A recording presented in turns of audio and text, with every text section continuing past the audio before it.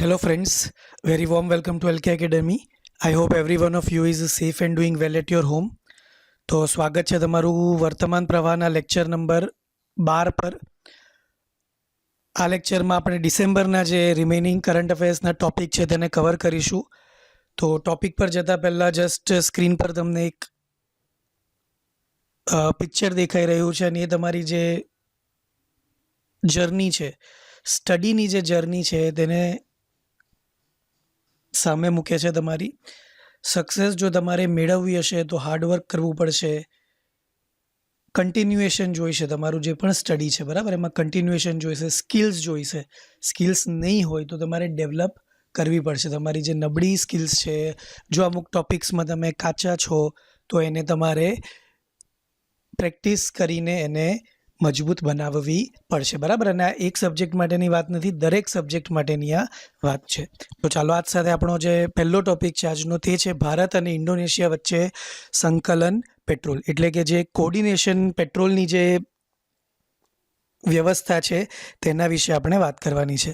તો તાજેતરમાં ભારતીય નૌકાદળ અને ઇન્ડોનેશિયન નૌકાદળ વચ્ચે ભારત ઇન્ડોનેશિયા કોર્ડિનેટેડ પેટ્રોલ બરાબર, પેટ્રોલિંગ, જેમ રસ્તા પર રાત્રે પોલીસ પેટ્રોલિંગ કરવા માટે નીકળે તેમ દરિયામાં પણ પેટ્રોલિંગની જરૂર છે. કેમ દરિયામાં પેટ્રોલિંગની જરૂર છે?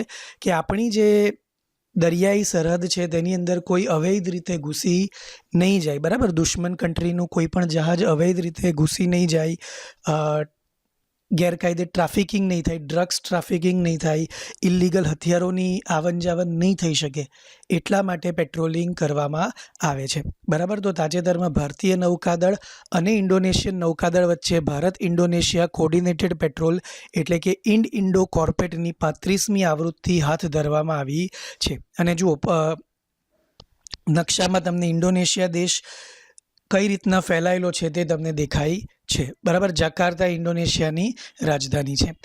ઇન્ડો કોર્પેટ શું છે?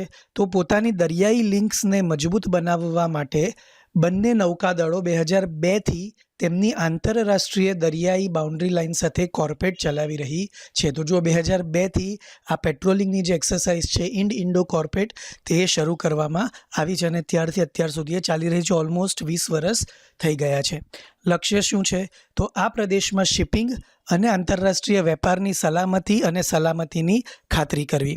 કોર્પોરેટ્સ નૌકાદળો વચ્ચે સમજ અને આંતરવ્યવહારિકતાનું નિર્માણ કરે છે અને ગેરકાયદેસર બિનઆયોજિત અનિયંત્રિત ફિશિંગ, ડ્રગ્સની હેરફેર, દરિયાઈ આતંકવાદ, સશસ્ત્ર લૂંટ અને પાયરસીને રોકવા માટે તથા તેને દબાવવા માટેના પગલાંની સંસ્થાને સુવિધા આપે છે બરાબર. તો આ જેટલા પણ મુદ્દાઓની આપણે વાત કરી તે બધા જ દરિયાઈ સીમા પર થતા હોય છે. એટલે દરેક દેશો પોતાની દરિયાઈ બોર્ડરને સુરક્ષિત રાખવા માટે પેટ્રોલિંગ કરતા હોય છે બરાબર. તમે કોઈ વાર જો ગુજરાતના કોઈ પણ દરિયાકાંઠે ગયા હો, બીચ પર ગયા હોય તો દૂર તમને કોસ્ટગાર્ડના જહાજો દેખાશે બરાબર. તો એ કોસ્ટગાર્ડનું મેઇન કામ શું છે? કોસ્ટગાર્ડ એ આપણી દરિયાઈ જે બોર્ડર છે તેની સુરક્ષા કરશે બરાબર. અને એમને સાથ કોણ આપે છે? Indian navy. 35મી આવૃત્તિમાં કોણે કોણે ભાગ લીધો? ભારત તરફથી કયા જહાજોએ ભાગ લીધો? તો ભારતીય નેવલ શિપ એટલે કે ઇન્ડિયન નેવલ શિપ INS કુલિશ, એક સ્વદેશી રીતે બનાવવામાં આવેલ મિસાઇલ કોર્વેટ છે, તેણે ભાગ લીધો. અને P8I મેરીટાઈમ પેટ્રોલ એરક્રાફ્ટ એ ઇન્ડોનેશિયન જહાજોની સાથે સંકલન પેટ્રોલિંગ હાથ ધર્યું હતું બરાબર. તો INS કુલિશ નામ તમારે યાદ રાખવાનું. ઇન્ડો કોર્પેટમાં જેણે ભાગ લીધો ભારતીય નૌકાદળ તરફથી. મહત્વ શું છે? તો 35મી ભારત ઇન્ડોનેશિયા કોર્પેટ ભારતીય નૌકાદળના આંતર કાર્યક્ષમતાને મજબૂત કરવા અને ભારત પેસિફિકમાં મિત્રતાના મજબૂત બંધન માટેના પ્રયત્નોમાં ફાળો આપશે. તો ભારત ઘણા બધા દેશો, USA, Japan, Indonesia, France, UK જેવા ઘણા બધા દેશો સાથે, ખાડી દેશો સાથે બરાબર, UAE, ઓમાન, આ બધા જ દેશો સાથે ભારતના જે જોઈન્ટ એક્સરસાઇઝીસ છે, ચાહે મિલિટરીની હોય, એરફોર્સની હોય કે નૌકાદળની હોય, એ એક્સરસાઇઝ એમની સાથે થાય છે બરાબર. એનો મુખ્ય હેતુ એ જ છે કે જે સંબંધો છે બરાબર, જરૂર પડીએ સંબંધો કામમાં આવી શકે અને એકબીજાની જે ડિફેન્સ સ્ટ્રેટેજી છે એની આપલે થઈ શકે બરાબર. ઇન્ડોનેશિયા સાથેની અન્ય લશ્કરી કવાયતો કઈ કઈ છે? તો એક એક્સરસાઇઝ જે છે તે છે સમુદ્ર શક્તિ, એ છે દ્વિપક્ષીય દરિયાઈ કવાયત અને ગરુડ શક્તિ જે છે સંયુક્ત લશ્કરી કવાયત મિલિટરી એક્સરસાઇઝ જેનું નામ છે ગરુડ શક્તિ. નેક્સ્ટ જે આપણો ટોપિક છે તે છે young champions of the earth United Nations. તો સંયુક્ત રાષ્ટ્ર પર્યાવરણ કાર્યક્રમ એટલે કે United Nations Environment Programme UNEP દ્વારા વૈશ્વિક પરિવર્તન લાવનારાઓને નવીન વિચારો અને મહત્વાકાંક્ષી પગલાંનો ઉપયોગ કરીને કેટલાક મહત્ત્વના જે ઇશ્યુઝ છે તેને હલ કરવામાં મદદ મળી રહે અને તેને પ્રોત્સાહન મળી રહે તે માટે young champions of the earth 2020નો ખિતાબ આપવામાં આવે છે. બરાબર. તો આ વર્ષે 2020 અંતર્ગત 7 એવા લોકોને ઇનામ આપવામાં આવ્યા છે જેમણે અલગ વિચારથી અલગ આઈડિયાથી ગ્લોબલ વોર્મિંગ કે પર્યાવરણને મદદ કરી છે. બરાબર. અને આ 7 વિજેતાઓમાં એક 29 વર્ષીય ભારતીય ઉદ્યોગ સાહસિક છે જેમણે વિશ્વના સૌથી દબાણયુક્ત પર્યાવરણીય પડકારોને હલ કરવામાં મદદ કરી છે. તો જુઓ એમને આંતરરાષ્ટ્રીય સ્તરે ઓળખ મળી છે અને એમનું નામ છે વિદ્યુત મોહન. બરાબર. ચાલો તો પહેલાં આપણે યંગ ચેમ્પિયન્સ ઓફ ધી અર્થ વિશે જાણી લઈએ ને પછી એના વિજેતાઓ કોણ છે તેના પર જઈએ. તો young champions of the earth એ 2017માં રજૂ કરવામાં આવેલો છે. બરાબર. ત્યારથી એની શરૂઆત કરવામાં આવેલી છે અને એનું શું કામ છે, કયા વ્યક્તિઓને ઓળખવાનું કામ છે, તો 18થી 30 વર્ષની વયના વ્યક્તિઓને ટેકો આપવાનું લક્ષ્ય ધરાવે છે જેની પાસે સકારાત્મક પર્યાવરણીય અસર ઊભી કરવાની બાકી સંભાવના છે. બરાબર. તો કોઈ પાસે એવો એક આઈડિયા હોય અથવા તો કોઈ એવું સ્ટાર્ટઅપ સ્ટાર્ટ કર્યું હોય કે કોઈ એવું એનજીઓ ચલાવતું હોય કે એવી સંસ્થા ચલાવતું હોય જે એકંદરે પર્યાવરણને સુધારવામાં મદદ કરતું હોય તો એવા લોકોની ઓળખ કરીને એમને પ્રોત્સાહન આપવા માટે એમની મદદ કરવા માટે યુનાઇટેડ નેશન્સ દ્વારા આ ઇનામ આપવામાં આવે છે. 2020માં પૃથ્વીના 7 યંગ ચેમ્પિયન્સની પસંદગી દરેક વૈશ્વિક ક્ષેત્રમાંથી કરવામાં આવી છે. બરાબર. દરેક વૈશ્વિક ક્ષેત્ર એટલે આફ્રિકા ખંડમાંથી, યુરોપમાંથી, લેટિન અમેરિકા અને કેરેબિયનમાંથી, નોર્થ અમેરિકામાંથી, પશ્ચિમ એશિયા અને 2 એશિયા અને પેસિફિકમાંથી. બરાબર. તો આટલા ક્ષેત્રોમાંથી જે લાયક ઉમેદવારો છે તે લોકોને પસંદગી કરીને એ લોકોને ખિતાબ આપવામાં આવ્યો છે યંગ ચેમ્પિયન્સ ઓફ ધી અર્થનો. દરેક વિજેતાને શું મળશે તો $10,000નું ભંડોળ મળશે. સંયુક્ત રાષ્ટ્રની ઉચ્ચ સભામાં એ લોકોને બોલાવવામાં આવશે. Champions of the earth award સમારોહમાં મહાનુભાવોને સામે એ લોકોને નવાજવામાં આવશે અને ઇન્ટરવ્યૂ અને ઓનલાઈન અને વૈશ્વિક મીડિયા દ્વારા પ્રચાર અને માન્યતા મળશે. બરાબર. જુઓ યંગ ચેમ્પિયન્સનો એવોર્ડ મળ્યો ત્યારે જ આપણે એને ભણી રહ્યા છે. એના વગર આપણને ખબર પડતી નહીં કે એ લોકો શું કામ કરે છે. એટલે વધુમાં વધુ લોકો સુધી એમના કામને પહોંચાડવા માટે પણ આ એવોર્ડ એમની મદદ કરશે. બરાબર. 2020ના 7 વિજેતાઓ કોણ છે તો 2007ના 20 વિજેતાઓ છે ફાતેમા અલઝેલઝેલા જે છે કુવૈતમાંથી અને ઇકોસ્ટાર ટ્રીઝ ફોર વેસ્ટ નામની સંસ્થા ચલાવે છે.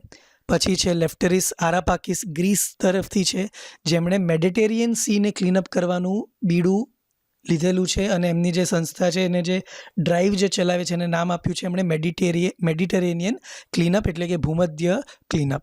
પછી છે મેક્સ હિડાલ્ગો ક્વિન્ટો પેરુ જે યાવા નામની સંસ્થા ચલાવે છે. નીરિયા અલિસિયા ગાર્સિયા USA રન ફોર સાલ્મોન નામની સંસ્થા ચલાવે છે. નઝામ્બી માટી કેન્યા બિલ્ડિંગ અ ગ્રીનર કેન્યા માટે પ્રયત્નશીલ છે.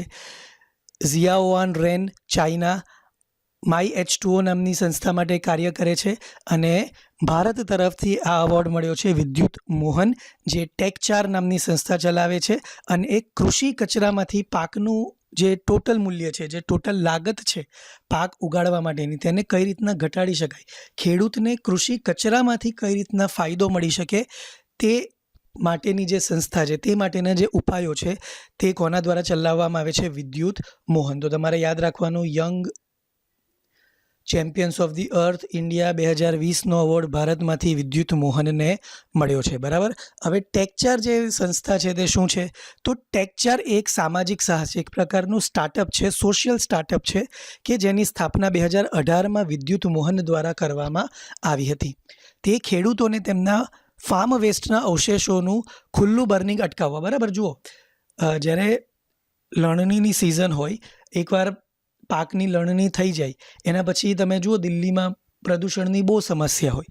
હવે દિલ્હીમાં કેમ પ્રદૂષણની સમસ્યા હોય તો કે બંગાળ, હરિયાણા અને ઉત્તર પ્રદેશના જેટલા પણ ખેડૂતો છે તે પોતાના જે અવશેષો છે, બરાબર, પાક એકવાર લેવાઈ જાય પછીનો જે કચરો છે તે લોકો ક્યાંય બીજે ફેંકવા નથી જતા, એને લોકો શું કરશે, બાળી નાખશે, બરાબર. અને એને લીધે જે એનો ધુમાડો છે તે હવાઓની વ્યવસ્થા એ પ્રમાણે છે કે એ દિલ્હીની આસપાસ ભેગો થશે અને દિલ્હીના વાતાવરણમાં ભેગો મળીને દિલ્હીમાં પ્રદૂષણનું સૌથી વધારે વધવાનું કારણ શું છે, એ બળેલો કચરાનો ધુમાડો, અને એને શું કહીને ઓળખવામાં આવે, એને પરાલીના નામે ઉત્તર ભારતમાં ઓળખવામાં આવે છે, બરાબર. તો એને કઈ રીતે રોકી શકાય, ખેડૂતોએ જે ફાર્મ વેસ્ટ છે તેને બાળવાની જરૂર નથી, બરાબર. તો એ જે ઉપાય છે તે આ ટેકચાર નામની સંસ્થા પૂરું પાડે છે. તે ખેડૂતોને તેમના વેસ્ટ ફાર્મના અવશેષોનું ખુલ્લું બર્નિંગ અટકાવવા અને મૂલ્યવર્ધક રસાયણોમાં રૂપાંતર કરીને વધારાની આવક મેળવવા માટે સક્ષમ બનાવે છે. જો બધા જ ખેડૂતો જો આને ફોલો કરે તો એક તો પ્રદૂષણની સમસ્યા સોલ્વ થઈ જાય, ઉપરાંત ખેડૂતોની આવક પણ વધી શકે. તે હવામાન પરિવર્તન, જૈવ વિવિધતામાં ઘટાડો અને પ્રદૂષણના ટ્રિપલ ગ્રહોની કટોકટીનો અર્થપૂર્ણ અને તાત્કાલિક સમાધાન છે. જો તો એક કાંકરે 3 પક્ષી મારે છે. હવામાન પરિવર્તનને અસર કરે, જૈવ વિવિધતામાં જે ઘટાડો થઈ જતો હોય તેને બચાવે અને પ્રદૂષણને પણ એ શું કરે છે, ઘટાડે છે. કાર્યવાહી તો ટેકચર ખેડૂતો પાસેથી ભાતનો ભૂકો, સ્ટ્રો અને નાળિયેરના શેલ ખરીદે છે અને તેને કોલસામાં ફેરવી દે છે અને કાટમાળને આગથી બચાવી લીધો, બરાબર. જો જે આગ હતી એ બધો કચરો ટેકચર નામની કંપનીએ ખરીદી લીધો અને એને એ લોકો શું કરશે, કોલસામાં પરિવર્તિત કરશે, એને લીધે પ્રદૂષણ ફેલાતું અટકે છે. અને આ જ જે પ્રયાસ છે તેની ઓળખ કરીને યુનાઇટેડ નેશન્સે વિદ્યુત મોહનને એવોર્ડ એનાયત કર્યો છે. લાભ શું છે આના, તો કૃષિ અવશેષોનું ખુલ્લું બર્નિંગ એ વિશ્વના ઘણા ભાગોમાં વાયુ પ્રદૂષણનું એક મોટું સ્ત્રોત છે અને આ નવીન તકનીકીકરણ આપણા પર્યાવરણને સાફ કરવામાં મદદ કરતી વખતે હાલમાં જે કચરો માનવામાં આવે છે તેને મૂલ્યવાન સંસાધનમાં ફેરવવામાં મદદ કરી શકે છે. ગ્રામીણ ખેડૂતોને તેમના પાકના અવશેષોને બળતણ, ખાતરો અને સક્રિયકૃત કાર્બન જેવા સ્થળ પર સક્રિય રૂપે રૂપાંતર કરીને 40% વધુ કમાવવા માટે સક્ષમ બનાવે છે. તો ખેડૂતો 40% પોતાની આવકમાં વધારો કરી શકે. 2030 સુધીમાં ટેકચાર આ સમસ્યાથી પ્રભાવિત 300 મિલિયન ખેડૂતોને અસર કરશે. વધારાની ગ્રામીણ આવક અને રોજગારમાં $4 અબજ પ્રતિ વર્ષ સમકક્ષનું નિર્માણ કરશે અને 1 ગીગાટન પ્રતિ વર્ષ CO2 સમકક્ષ ઘટાડશે. તો જો કેટલા મોટા પાયે આ જે આઈડિયા છે, બરાબર, જે સ્ટબલ બર્નિંગ જેને કહેવાય, તો સ્ટબલ બર્નિંગનો જે પ્રોબ્લેમ છે એને ટેકચારની તકનિકથી 2030 સુધી સોલ્વ કરી શકાશે, બરાબર. ને ઉત્તર ભારતમાં શિયાળાના સમય દરમિયાન આ બહુ જ કોમન ઇસ્યુ છે કે પંજાબ, હરિયાણા અને ઉત્તર પ્રદેશના ખેડૂતો જે પરાલી સળગાવે છે તેને લીધે જે ધુમાડો છે તે દિલ્હીના જે એર ક્ષેત્ર છે, જે હવાઈ ક્ષેત્ર છે તેમાં મળે છે અને એટલે દિલ્હીમાં પ્રદૂષણ ઘણું વધારે થઈ જાય છે, બરાબર. યુએનઈપી શું છે, તો યુનાઇટેડ નેશન્સ એન્વાયરમેન્ટનો જે પ્રોગ્રામ છે તે 1972માં સ્થપાયેલો. કેમ, કારણ કે દરેક દેશોને અને તેના લોકોને અને તેના નાગરિકોને અને જે પોલિસી મેકર્સ છે તે લોકોને પર્યાવરણ પ્રત્યે વધુને વધુ જાગૃત કરવા માટે. UNEP promotes international cooperation on environmental issues, provides guidance to UN organizations. Through its specific advisory groups, UNEP encourages the international scientific community to participate in formulating policy for many of the UN's environmental projects. અને એનું headquarter છે નાઇરોબી, કેનિયામાં, બરાબર. તો આ વસ્તુ તમારે યાદ રાખવાની. નેક્સ્ટ જે આપણો ટોપિક છે તે રિન્યુએબલ ઉર્જા સાથે સંકળાયેલો ટોપિક છે. એ છે રાષ્ટ્રીય હાઇડ્રોલોજી પ્રોજેક્ટની મધ્ય અવલોકન સમીક્ષા, બરાબર. જે મિડ ટર્મ રિવ્યૂ જે થાય તેને શું કહેવાય, મધ્ય અવલોકન સમીક્ષા કહેવાય, બરાબર. કે પ્રોજેક્ટ ક્યાં સુધી પહોંચ્યો છે, જે પ્રોજેક્ટમાં કઈ કઈ અડચણો આવે છે, ક્યાં સુધી એને પૂરો કરી શકાય, એની અસરો શું છે, વગેરે વગેરે વગેરે કેન્દ્ર સરકાર દ્વારા જ્યારે સમીક્ષા કરવામાં આવે તેના વિશે આપણે જાણકારી મેળવવાની છે. તો તાજેતરમાં જલશક્તિ મંત્રાલયના કેન્દ્રીય પ્રધાને તેની મધ્યગાળાની રાષ્ટ્રીય હાઇડ્રોલોજી પ્રોજેક્ટ એટલે કે NHP હેઠળ થયેલ પ્રગતિની સમીક્ષા કરી છે. શું છે રાષ્ટ્રીય હાઇડ્રોલોજી પ્રોજેક્ટ, તો પાન ઇન્ડિયાના આધાર પર, પાન ઇન્ડિયા એટલે સમગ્ર ઇન્ડિયામાં એકસાથે આ યોજનાને લાગુ કરવામાં આવી છે. તો પાન ઇન્ડિયાના આધાર પર અમલીકરણ એજન્સીઓને 100% અનુદાન સાથે સેન્ટ્રલ સેક્ટરની સ્કીમ તરીકે રાષ્ટ્રીય હાઇડ્રોલોજી પ્રોજેક્ટને નેશનલ હાઇડ્રોલોજી પ્રોજેક્ટની શરૂઆત 2016માં કરવામાં આવી હતી. તે જલશક્તિ મંત્રાલયની પહેલ છે અને વિશ્વ બેંક દ્વારા તેને ટેકો મળેલો છે. તેનું બજેટ ખર્ચ 8 વર્ષના ગાળામાં 3,680 કરોડ રૂપિયા છે. તો જો 4 વર્ષ પૂરા થતાં જેની મિડ ટર્મ જે રિવ્યૂ છે તે જલશક્તિ મંત્રાલય દ્વારા કરવામાં આવ્યો. લક્ષ્ય શું છે? તો જળ સંસાધનોની માહિતીની હદ, વિશ્વસનીયતા અને એક્સેસિબિલિટીને સુધારવા માટે ભારતમાં લક્ષિત જળ સંસાધન સંચાલન સંસ્થાઓની ક્ષમતાને મજબૂત બનાવવી. તો જે વોટર મોનિટરિંગના જે સોર્સિસ છે કે ભાઈ અહીંયાથી આટલું ભૂગર્ભ જળ મળી શકે, અહીંયાથી આ રીતે પાણીને તમે જો પ્રવાહ વાળશો કોઈ નદીનો તો એના આ પરિણામો હોઈ શકે. તો આ બધું જે મોનિટરિંગ અને એનાલિસિસ કરે છે તે સંસ્થાઓ અત્યાર સુધી ભારતમાં બરાબર રીતે પૂરી એફિશિયન્સીથી કાર્ય કરતી હતી નહીં. તો આવી સંસ્થાઓને વધુ કાર્યક્ષમ બનાવવા માટે અને તાલુકા અને ગ્રામ પંચાયત અને રાજ્ય સ્તરે એક પૂરું નેટવર્ક ઊભું કરવા માટે આવી એજન્સીઝનું જે એકબીજા સાથે સંકળાયેલી હોય, બરાબર, એક આખું દેશમાં નેશનલ માળખું તૈયાર કરવા માટે આ પ્રોજેક્ટ શરૂ કરવામાં આવ્યો છે, બરાબર. તો વિશ્વસનીય માહિતીને અસરકારક રીતે સંપાદન કરવાની સુવિધા કે જે અસરકારક જળ સંસાધન વિકાસ અને સંચાલન માટે માર્ગ બનાવી શકે. અને પ્રોજેક્ટના લાભાર્થીઓ કોણ હશે? તો કેન્દ્ર અને રાજ્યની અમલીકરણ એજન્સીઓ, જે નદીના તટપ્રદેશ સંગઠનો સહિત સપાટી અને અથવા ભૂગર્ભ જળના આયોજન અને સંચાલન માટે જવાબદાર છે, બરાબર. એટલે તમારા શહેરમાં કે તમારા ગામમાં જળ આયોજન માટે અથવા તો જળ સંચાલન માટે જે સંસ્થા જવાબદાર છે તેને વધુ બહેતર બનાવવા માટેનો આ પ્રોજેક્ટ છે. વિવિધ ક્ષેત્રોમાં અને વિશ્વભરમાં જળ સંસાધન માહિતી સિસ્ટમ એટલે કે WRISના વપરાશકર્તાઓ પણ આના લાભાર્થીઓ છે. પ્રોજેક્ટના ભાગો શું છે? તો જળ સંસાધન મોનિટરિંગ સિસ્ટમ. WRMS જળ સંસાધનના ડેટાની હદ, સમયસરતા અને વિશ્વસનીયતા સુધારવા પર ધ્યાન કેન્દ્રિત કરે છે. હાઇડ્રોમીટ ઓબ્ઝર્વેશન નેટવર્કની સ્થાપના પણ આ પ્રોજેક્ટ અંતર્ગત કરવામાં આવશે.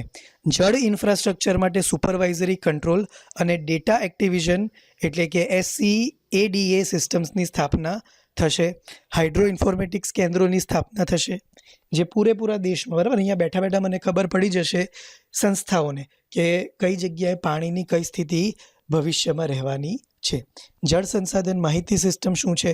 તો WRIS એટલે કે વોટર રિસોર્સિસ ઇન્ફોર્મેશન સિસ્ટમ વિવિધ ડાટા સ્ત્રોતો અને વિભાગોના ડેટાબેસીસ અને ઉત્પાદોના માનકીકરણ દ્વારા વેબ સક્ષમ WRIS સાથે રાષ્ટ્રીય અને પેટા રાષ્ટ્રીય જળ માહિતી કેન્દ્રોને મજબૂત બનાવવાનું સમર્થન આપે છે, બરાબર. તો એનું મુખ્ય હેતુ શું છે? જે આવા ગ્રામ પંચાયત લેવલે, તાલુકા કક્ષાએ, જિલ્લા કક્ષાએ, રાજ્ય કક્ષાએ અને નેશનલ લેવલે આવા WRIS બનાવવામાં આવશે અને એ દરેકને એકબીજા સાથે ઓનલાઈન પોર્ટલથી, ઓનલાઈન પ્લેટફોર્મથી એ લોકોને જોડવામાં આવશે, બરાબર. અને રાજ્ય WRIS પણ આ પ્રોજેક્ટ અંતર્ગત સ્થાપિત થઈ રહ્યા છે, જેથી ભવિષ્યમાં, બરાબર, આપણે પાણીની જે સ્કેર્સિટી છે, પાણીની અછતનો સામનો આપણે કરવો પડે નહીં. કારણ કે આપણને ખબર છે કે ભારત જેવા જ્યાં વસ્તી વિસ્ફોટ એક મોટી સમસ્યા છે ત્યાં પાણીનું આયોજન અને સંરક્ષણ કરવું, બરાબર, એ બહુ જરૂરી છે અને આ સરકાર એ જ કામ હાઇડ્રોલોજી પ્રોજેક્ટ અંતર્ગત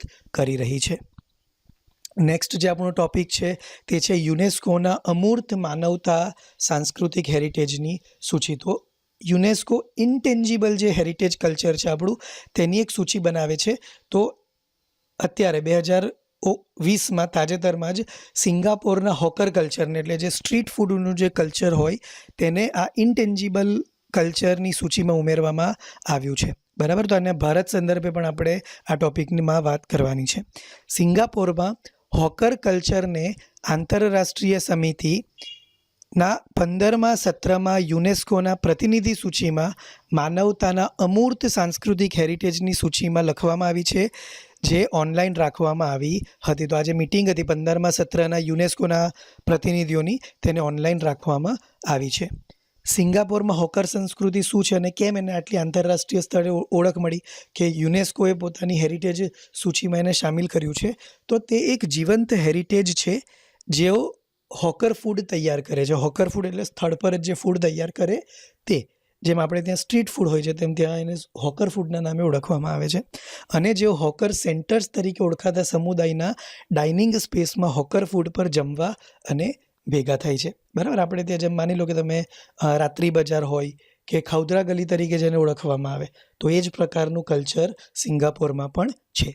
તે એક લોકો અને રાષ્ટ્ર તરીકે સિંગાપોરની બહુસાંસ્કૃતિક ઓળખને પ્રતિબિંબિત કરે છે અને સિંગાપોરના લોકો સાથે તમામ જાતિઓ અને સામાજિક વર્ગમાં મજબૂત રીતે પડઘો પાડે છે. યુનેસ્કોની અમૂર્ત સાંસ્કૃતિક હેરિટેજની સૂચિ શું છે? તો આ પ્રખ્યાત સૂચિ તે અમૂર્ત વારસાના એવા તત્વોની બનેલી છે કે જે સાંસ્કૃતિક વારસાની વિવિધતા દર્શાવવામાં અને તેના મહત્ત્વ વિશે જાગૃતિ લાવવામાં મદદ કરે છે. બરાબર, એટલે તમારે ત્યાં માની લો કે કોઈ મેળાનું આયોજન થતું હોય કે કોઈ એવી કળા હોય કે એને તમે ફિઝિકલી ટચ નહીં કરી શકો, બરાબર, ઇન્ટેન્જિબલ કલ્ચર હેરિટેજ છે. એટલે એવી વસ્તુ કે જેને ટચ નહીં કરી શકાય, એ મૂર્તિ સ્વરૂપ નથી, અમૂર્ત છે, જેનો કોઈ આકાર નથી, છતાં પણ એ તમારા સામાજિક જીવન પર કે કોઈ રિજિયનના સાંસ્કૃતિક જીવન પર ઘેરી અસર પાડે છે. બરાબર, આપણે ભારતની વાત કરીશું એટલે તમને ખ્યાલ આવશે કે કયા પ્રકારના કલ્ચરને આ સૂચિમાં ઉમેરવામાં આવે છે. આ સૂચિની સ્થાપના 2008માં થઈ હતી, જ્યારે અમૂર્ત સાંસ્કૃતિક હેરિટેજની સલામતી માટેનું સંમેલન અમલમાં આવ્યું હતું. બરાબર, અને જુઓ, ભારતમાં 13 એવા ઇન્ટેન્જિબલ કલ્ચરલ હેરિટેજ છે, અમૂર્ત સાંસ્કૃતિક વારસાઓ છે, જેમને યુનેસ્કો દ્વારા પોતાની સૂચિમાં સમાવવામાં આવ્યા છે. યુનેસ્કો દ્વારા આંતરરાષ્ટ્રીય સ્તરે એમને ઓળખ આપવામાં આવી છે. બરાબર, જુઓ હવે વૈદિક ચાન્ટિંગ. તો વૈદિક ચાન્ટિંગ એ ભારતની વૈદિક સંસ્કૃતિનો એક અભિન્ન હિસ્સો છે અને કરોડો લોકોના ડે ટુ ડે જીવનનો એક ભાગ છે, એટલે ઇન્ટેન્જિબલ હેરિટેજ છે. રામલીલા, બરાબર, તો દિવાળી વખતે જ્યારે ઉત્તર ભારતમાં, સમગ્ર ઉત્તર ભારતમાં અને દક્ષિણ ભારતમાં ઘણી બધી જગ્યાએ રામલીલાના કાર્યક્રમો રાખવામાં આવે, તો એ લોકોના સામાજિક જીવનનો, સાંસ્કૃતિક જીવનનો એક ભાગ છે, એટલે રામલીલા. કુટિયટ્ટમ સંસ્કૃત થિયેટર છે, તો એને આમાં મૂકવામાં આવ્યું છે. કુંભ મેળા, નવરોઝ, યોગા, સંકીર્તના, તો આ બધા એવા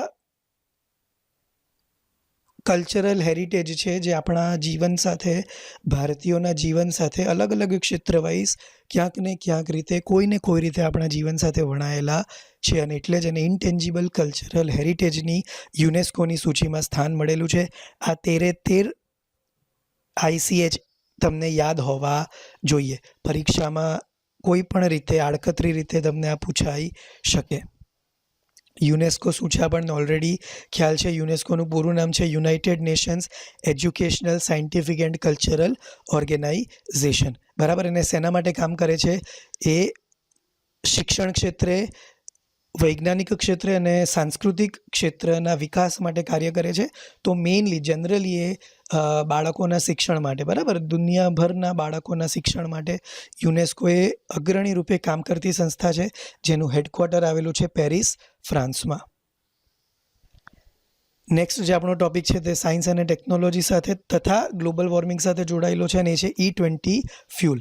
તો તાજેતરમાં ભારત સરકારે ઇથેનોલ જેવા લીલા બળતણને પ્રોત્સાહન આપવા E20 બળતણ સ્વીકારવાની રજૂઆત કરવા માટે જાહેર ટિપ્પણીઓને આમંત્રણ આપ્યું છે. બરાબર, એટલે પબ્લિક કોમેન્ટ્સ સરકારે મંગાવ્યા છે કે ભાઈ અમે જો ગ્રીન બળતણ ચાલુ કરીએ તો લોકો કેટલા રેડી છે એને એક્સેપ્ટ કરવા માટે, અને કઈ રીતે એનું લાગુ કરી શકાય. તો એ બાબતે સરકારે લોકોના ઇનપુટ્સ મંગાવ્યા છે. શું છે E20? તો E20 બળતણ એ ગેસોલિન સાથેના 20% ઇથેનોલનું મિશ્રણ છે. બરાબર, તો આ સાયન્સવાળા જે સ્ટુડન્ટ્સ હતા તે લોકો માટે થોડો ઇઝી ટોપિક રહેશે. બાકી ના એ જ ખાલી યાદ રાખી લેવાનું, વધારે ઊંડાણમાં જવાની જરૂર નથી. તો E20 બળતણ, બરાબર, ખાલી એટલું યાદ રાખો કે આ આપણા માટે નોન ફોસિલ ફ્યુલ છે. બરાબર, જે પેટ્રોલ, ડીઝલ જ્યારે આપણી પાસે નહીં હોય ત્યારે આપણે આ પ્રકારના ફ્યુલ્સનો, આ પ્રકારના બળતણનો ઉપયોગ કરી શકીશું. તો એની શરૂઆત આપણે અત્યારથી જ કરવી પડશે, ત્યારે જ એને 10 વર્ષ કે 20 વર્ષ પછી આપણે એનાથી ટેવાઈ જઈશું. બરાબર, તો E20 બળતણ એ ગેસોલિન સાથેના 20% ઇથેનોલનું મિશ્રણ છે. સંમિશ્રણનું હાલનું અનુમતિપાત્ર સ્તર ઇથેનોલનું 10% છે. જો કે 2019માં ભારત ફક્ત 5.6% સંમિશ્રણ સુધી જ પહોંચી શક્યું છે. તો જો અત્યારે પણ એવું છે કે તમે 10% ઇથેનોલ સુધી વાપરી શકો, પણ આપણે એવરેજ રીતે અત્યારે 5.6% ઇથેનોલ સુધી જ પહોંચ્યા છે. મહત્ત્વ શું છે એનું? તો તે કાર્બન ડાયોક્સાઇડ, હાઇડ્રોકાર્બન વગેરેના ઉત્સર્જનને ઘટાડવામાં મદદ કરશે. અને જ્યારે CO2 કે હાઇડ્રોકાર્બનનું ઉત્સર્જન ઘટે ત્યારે ઓટોમેટિકલી ગ્લોબલ વોર્મિંગ, ગ્રીનહાઉસ ઇફેક્ટની જે અસર છે, પ્રદૂષણ જે છે તે ઓટોમેટિક શું થશે? ઓછું થશે. તે તેલ આયાત બિલ ઘટાડવામાં મદદ કરશે, ત્યાં વિદેશી વિનિમયની બચત કરશે અને ઉર્જા સુરક્ષાને વધારશે. બરાબર. જો આપણે નોન ફોસિલ ફ્યુલ પર જો આપણે કન્વર્ટ થઈ જઈએ, શિફ્ટ થઈ જઈએ, તો આપણે ક્રૂડ ઓઇલ મંગાવવાની જરૂર રહેશે નહીં. પછી આપણને પેટ્રોલ ડીઝલની જરૂર રહેશે નહીં. અને પેટ્રોલ ડીઝલ જ્યારે જરૂર નહીં રહેશે ત્યારે જે વિદેશી મુદ્રા જે આપણે ખાડીના દેશોને ચૂકવીએ છીએ, ગલ્ફ દેશોને ચૂકવીએ છીએ, તે આપણી બચશે અને એ કાર્યોને આપણે અન્ય વિકાસ કાર્યોમાં એનો ઉપયોગ કરી શકીશું. અને ઉર્જા સુરક્ષા ઓટોમેટિકલી આપણી શું થઈ જશે? વધી જશે. વાહનોની સુસંગતતા. સરકાર મુજબ ઇથેનોલ અને ગેસોલિનના મિશ્રણમાં ઇથેનોલની ટકાવારી માટે વાહનની સુસંગતતા વાહન ઉત્પાદક દ્વારા નિર્ધારિત કરવામાં આવશે અને તે સ્પષ્ટ વાહન સ્ટીકર મૂકીને વાહન પર દર્શાવવામાં આવશે. બરાબર. તો જે મેન્યુફેક્ચરિંગ કંપનીઝ છે એ બધી જ માહિતી તમને ગાડી ડિલિવર કરતી વખતે આપશે. તો ગ્રીન બળતણ શું છે? આ પણ એક પ્રકારનું ગ્રીન બળતણ છે. આની સાથે અન્ય પ્રકારના ગ્રીન બળતણ પણ છે જે પ્રાયોગિક ધોરણે અત્યારે હાલમાં વપરાશમાં છે. એ સંપૂર્ણપણે હજુ પેટ્રોલ ડીઝલને રિપ્લેસ કરી શક્યા નથી. તો ગ્રીન ઇંધણ, જેને બાયોફ્યુઅલ તરીકે પણ ઓળખવામાં આવે છે, તે છોડ અને પ્રાણી પદાર્થોમાંથી નિસ્યંદિત બળતણનો એક પ્રકાર છે, જેનું માનવું છે કે વિશ્વના મોટાભાગના દેશોમાં શક્તિ પ્રાપ્ત થાય છે તેવા વ્યાપક પ્રમાણમાં ઉપયોગમાં લેવામાં આવતા અશ્મિભૂત ઇંધણ કરતાં પર્યાવરણને વધુ અનુકૂળ છે. બરાબર ને? આજે આપણે કોઈ પણ પોલિસી સરકાર બનાવે એટલે પર્યાવરણનો વિચાર પહેલાં કરવામાં આવે. બરાબર. તો આ ગ્રીન બળતણ જ્યારે વપરાશમાં આવશે ત્યારે પર્યાવરણને સૌથી વધુ ફાયદો થશે. એના પ્રકાર કયા કયા છે? તો બાયો એથેનોલ, તે આથો પ્રક્રિયાની મદદથી મકાઈ અને શેરડીમાંથી લેવામાં આવે છે. 1 લિટર ઇથેનોલ 1 લિટર પેટ્રોલ દ્વારા પૂરી પાડવામાં આવતી ઉર્જાના લગભગ 2/3 હોય છે. તો જો હજુ 1 લિટર પેટ્રોલ જેટલી ઉર્જા તમને આપી શકે એના કરતાં 2/3 ભાગની જ ઉર્જા 1 લિટર ઇથેનોલમાંથી મળે છે. અને આ જ એફિશિયન્સીના કારણને લીધે હજુ સુધી ગ્રીન બળતણ પેટ્રોલનો પર્યાય બની શક્યા નથી. જો એફિશિયન્સી વધી જશે તો એ સરળતાથી લોકો એને અપનાવી લેશે અને સસ્તું પણ છે. બરાબર. પેટ્રોલ ડીઝલ કરતાં એ સસ્તું પણ હશે. જ્યારે પેટ્રોલ સાથે ભળી જાય છે ત્યારે તે કમ્બશન કામગીરીમાં સુધારો કરે છે અને કાર્બન મોનોક્સાઇડ અને સલ્ફર ઓક્સાઇડના ઉત્સર્જનને ઘટાડે છે. બાયોડીઝલ, તે વનસ્પતિ તેલ જેવા કે સોયાબીન તેલ અથવા પામ ઓઇલ, વનસ્પતિના નક્કામાં તેલ અને પશુ ચરબીમાંથી લેવામાં આવ્યું છે, જેને ટ્રાન્સેસ્ટિરિફિકેશન કહેવામાં આવે છે. તે ડીઝલની તુલનામાં ખૂબ જ ઓછી અથવા હાનિકારક વાયુઓનું પ્રમાણ ઉત્પન્ન કરે છે. અને એટલા માટે ઘણા બધા સાયન્ટિસ્ટ રિસર્ચ કરી રહ્યા છે કે કઈ રીતે આ બળતણોનો વાહનોમાં ઉપયોગ થઈ શકે. અન્ય એક ગ્રીન બળતણ છે આપણી પાસે બાયોગેસ. તો તે પ્રાણી અને માણસોના ગટર જેવા જૈવિક પદાર્થોના એનારોબિક વિઘટન દ્વારા ઉત્પન્ન થાય છે. બાયોગેસનું મુખ્ય પ્રમાણ મિથેન અને કાર્બન ડાયોક્સાઇડ છે. જો કે તેમાં hydrogen sulphide, hydrogen, carbon monoxide અને સિલિકોન્સનું પ્રમાણ પણ ઓછું છે. તેનો ઉપયોગ સામાન્ય રીતે હીટિંગ, વીજળી અને ઓટોમોબાઈલ્સ માટે થાય છે. બરાબર. બાયોગેસ બહુ ખેતરોમાં ઉપયોગ કરવામાં આવે, ઘરના રૂફટોપ પર ઉપયોગ કરવામાં આવે અને એનાથી વીજળી ઓછા પ્રમાણમાં ઉપયોગ થઈ શકે. બાયોબ્યુટેનોલ છે. તો તે બાયો ઇથેનોલ જેવી જ રીતે ઉત્પન્ન થાય છે. એટલે કે સ્ટાર્ચના આથા દ્વારા બ્યુટેનોલમાં ઉર્જાની માત્રા અન્ય ગેસોલિન વિકલ્પોમાં સૌથી વધારે છે. એટલે બાયોબ્યુટેનોલનો વધુ ઉપયોગ કરવામાં આવે છે. તેમાં ઉત્સર્જન ઘટાડવા તેને ડીઝલમાં ઉમેરીને વાપરી શકાય છે. તે કાપડ ઉદ્યોગમાં દ્રાવક તરીકેનું કામ કરે છે અને પરફ્યુમના આધાર તરીકે પણ બાયોબ્યુટેનોલનો ઉપયોગ થાય છે. કારણ કે બાયોબ્યુટેનોલ જે છે તે સુગંધિત પદાર્થ છે. એટલે અલગ અલગ પરફ્યુમ્સમાં સુગંધ ઉમેરવા માટે બાયોબ્યુટેનોલનો ઉપયોગ કરવામાં આવે છે. પછી છે બાયોહાઇડ્રોજન. તો બાયોહાઇડ્રોજન બાયોગેસની જેમ જ પાયરોલિસિસ, ગેસિફિકેશન અથવા જૈવિક આથો જેવી ઘણી પ્રક્રિયાઓનો ઉપયોગ કરીને ઉત્પન્ન થઈ શકે છે. તે અશ્મિભૂત ઇંધણ માટે યોગ્ય વિકલ્પ હોઈ શકે છે. બરાબર. ફોસિલ ફ્યુલનો વિકલ્પ શું છે આપણી પાસે? Non fossil fuel. તો એના માટે જ અત્યારે દેશ અને દુનિયાભરની ઘણી બધી કંપનીઓ રિસર્ચમાં લાગેલી છે. બરાબર.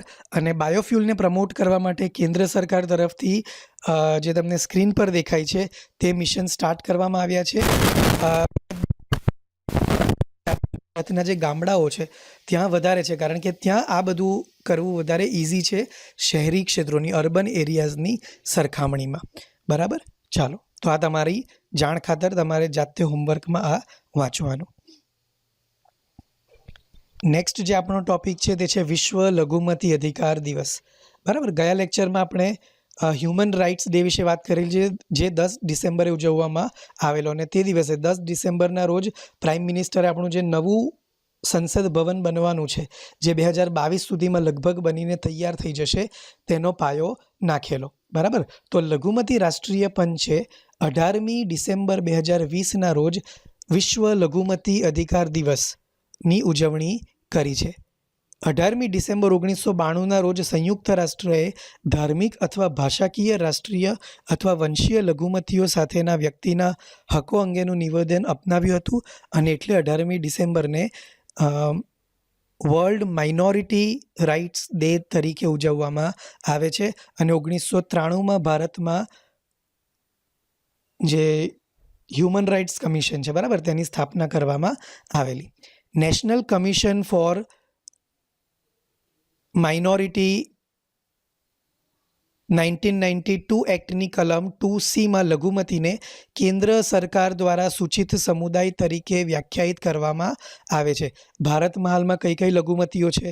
તો ભારતમાં હાલમાં મુસ્લિમ, ખ્રિસ્તીઓ, શીખ, બૌદ્ધ, પારસીઓ અને જૈન ધર્મો પર લઘુમતીનું સ્ટેટસ લાગુ પડે છે. સુપ્રીમ કોર્ટમાં TMA પાઈ ફાઉન્ડેશન વર્સિસ કર્ણાટક કેસ મુજબ એક લઘુમતી ભાષાકીય કે ધાર્મિક છે કે નહીં તે ફક્ત રાજ્ય વસ્તી વિષયક સંદર્ભ દ્વારા જ નક્કી કરી શકાય છે. સમગ્ર દેશની વસ્તીને એમાં ધ્યાનમાં લેવામાં આવતું નથી. બરાબર. એટલે જુઓ, તમે જ્યારે જમ્મુ કાશ્મીરમાં જાઓ તો જમ્મુ કાશ્મીરમાં માઇનોરિટીમાં કોણ આવશે? જૈન આવશે, હિન્દુ આવી શકે, શીખ આવી શકે. બરાબર. કેમ? કારણ કે રાજ્ય વિષયક વસ્તીને ધ્યાનમાં લેવાના છે, દેશ વિષયક વસ્તીને ધ્યાનમાં લેવાના નથી. લઘુમતીઓને લગતી બંધારણીય જોગવાઈઓ કઈ કઈ છે? તો ભારતીય સંવિધાનમાં લઘુમતી શબ્દની કોઈ નિશ્ચિત વ્યાખ્યા આપેલી નથી. જો કે બંધારણ ધાર્મિક અને ભાષાકીય લઘુમતીને માન્યતા આપે છે. આર્ટિકલ 29 શું કહે છે? તો ભારતના કોઈપણ ભાગમાં વસતા નાગરિકોના કોઈપણ વિભાગની પોતાની એક અલગ ભાષા, લિપિ અથવા સંસ્કૃતિ હોય તે જ સંરક્ષણનો અધિકાર ધરાવે છે. બરાબર. ફરીથી હું રિપીટ કરું છું. ભારતના કોઈપણ ભાગમાં વસતા નાગરિકોના કોઈપણ વિભાગની પોતાની એક અલગ ભાષા, લિપિ અથવા સંસ્કૃતિ હોય તે જ સંરક્ષણનો અધિકાર ધરાવે છે.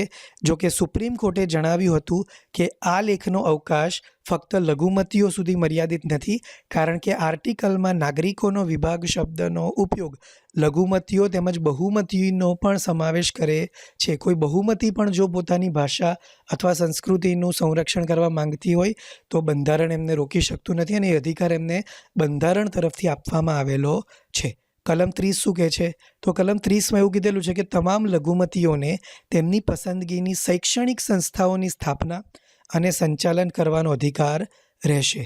આર્ટિકલ 30 હેઠળનું રક્ષણ ફક્ત લઘુમતીઓ સુધી મર્યાદિત છે, ધાર્મિક અને ભાષાકીય ક્ષેત્ર માટે, અને તે નાગરિકોના કોઈ પણ વિભાગ સુધી વિસ્તૃત નથી. કે જેની વાત આપણે આર્ટિકલ 29માં કરેલી, તો એની સ્પેસિફિક ડેફિનેશન કલમ 30માં તમને મળે છે, જે તમે ઓલરેડી તમારા પોલિટી સબ્જેક્ટની અંતર્ગત વિસ્તારથી ભણશો. કલમ 350B શું કીધું છે? મૂળ રૂપે ભારતના બંધારણમાં ભાષાકીય લઘુમતીઓ માટેના વિશેષ અધિકારના સંદર્ભમાં કોઈ જોગવાઈ કરવામાં આવી નથી.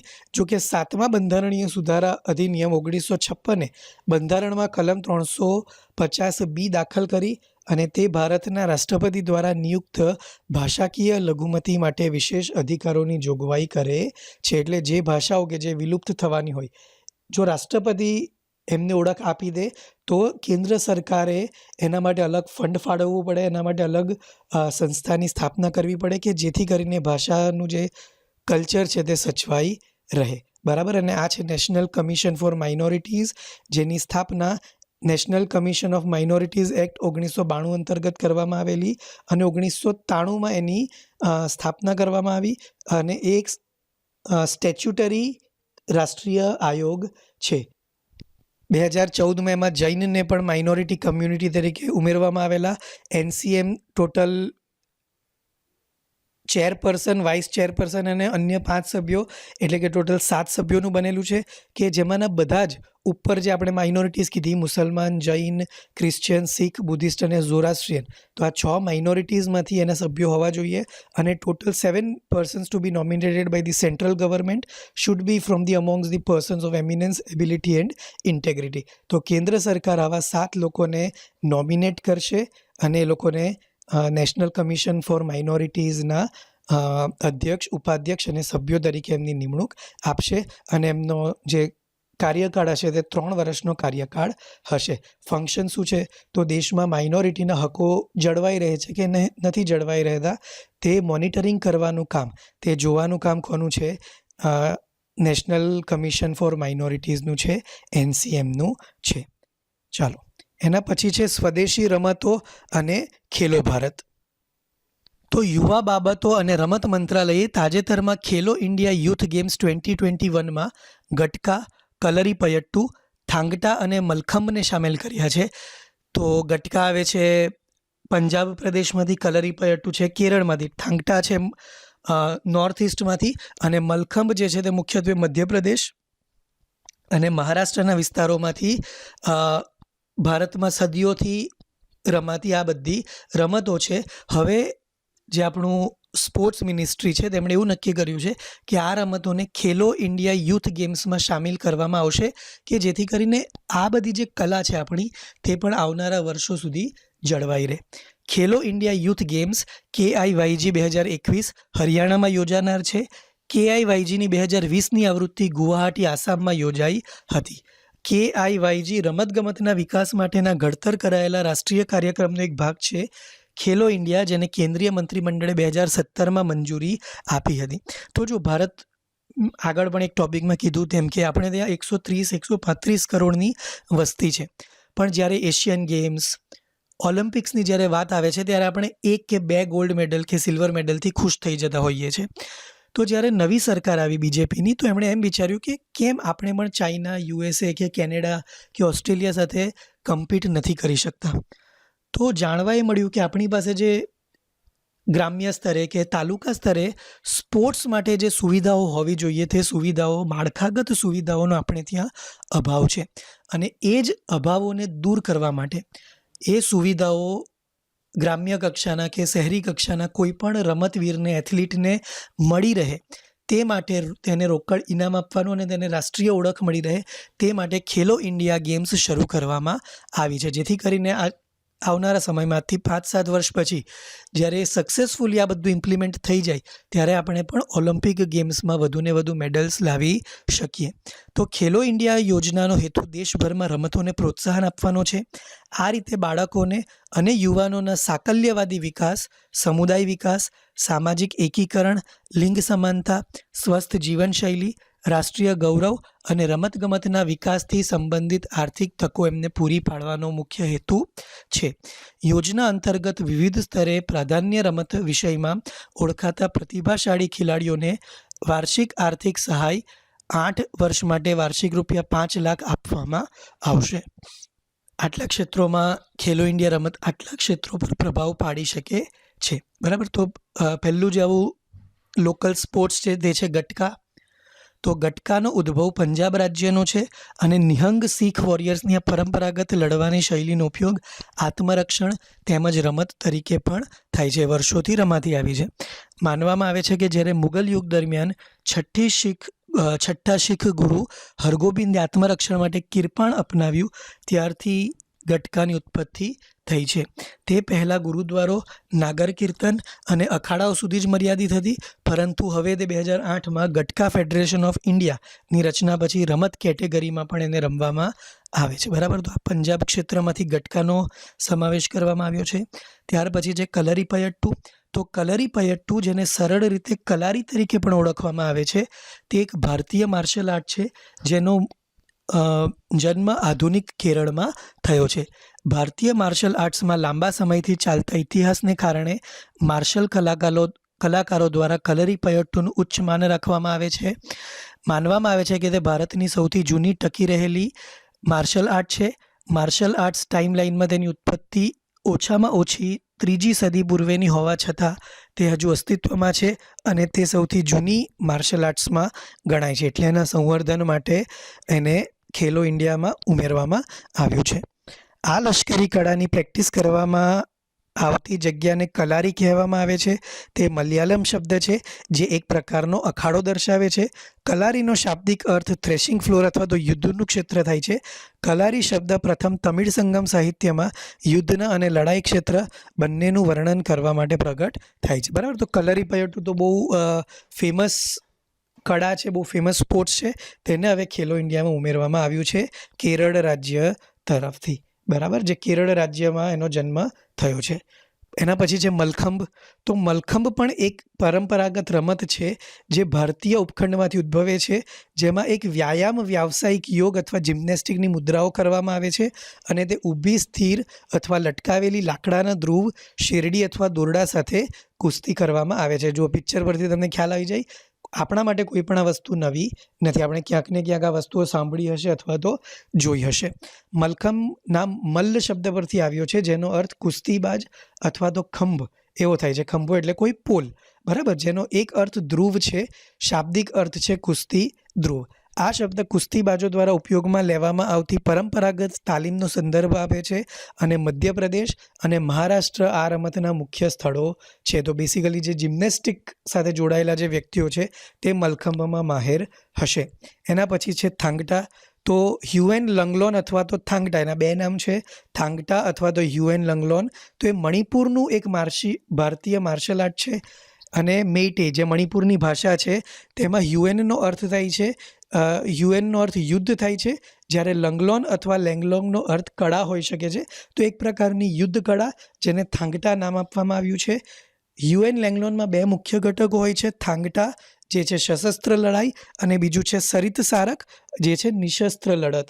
તો થાંગટા જે સશસ્ત્ર લડાઈ છે તેને ખેલો ઇન્ડિયા રમતોત્સવમાં ઉમેરવામાં આવ્યું છે. તો હ્યુએન લંગલોનના પ્રાથમિક શસ્ત્રો થાંગ અને તા છે અને અન્ય ક્ષેત્રોમાં ઢાલ અને કુહાડીનો સમાવેશ પણ આ સ્પોર્ટ્સમાં થાય છે. તો આ ચારે સ્પોર્ટ્સ, એક છે પંજાબથી ગટકા, કલરીપયટ્ટુ કેરળથી, મહારાષ્ટ્ર અને મધ્યપ્રદેશથી, અથવા તો પૂરા ભારતીય ઉપખંડમાં ક્યાંક ને ક્યાંક તમને મલખંબ તો જોવા મળી જ જાય. ગ્રામીણ ક્ષેત્રોમાં તો મલખંબ અને મણિપુરથી થાંગડા, આ 4 લોકલ રમતોને અથવા તો લોકલ યુદ્ધ કળાઓને ખેલો ઇન્ડિયામાં 2021ની આવૃત્તિમાં ઉમેરવામાં આવી છે. એટલે આપણા માટે એક્ઝામ પોઈન્ટ ઓફ વ્યૂથી ઘણું અગત્યનું. બરાબર, તો આ હતો તમારો આજનો લેક્ચર. હોમવર્કમાં તમારા માટે 3 ટોપિક છે. એક છે પાર્લામેન્ટ સેશન, બરાબર, હમણાં ફેબ્રુઆરીથી બજેટ સત્ર સ્ટાર્ટ થવાનું છે. તો પાર્લામેન્ટના કેટલા સત્રો હોય છે એના વિશે તમારે માહિતી મેળવવાની, વાંચવાનું. ત્યારબાદ છે ઇસરોનું સેટેલાઇટ લોન્ચ CMS-01 વિશે માહિતી મેળવવાની, બધી ફેક્ચ્યુઅલ વાતો છે. અને ત્રીજું છે USA દ્વારા ભારતના પ્રધાનમંત્રીને સર્વોચ્ચ સન્માન.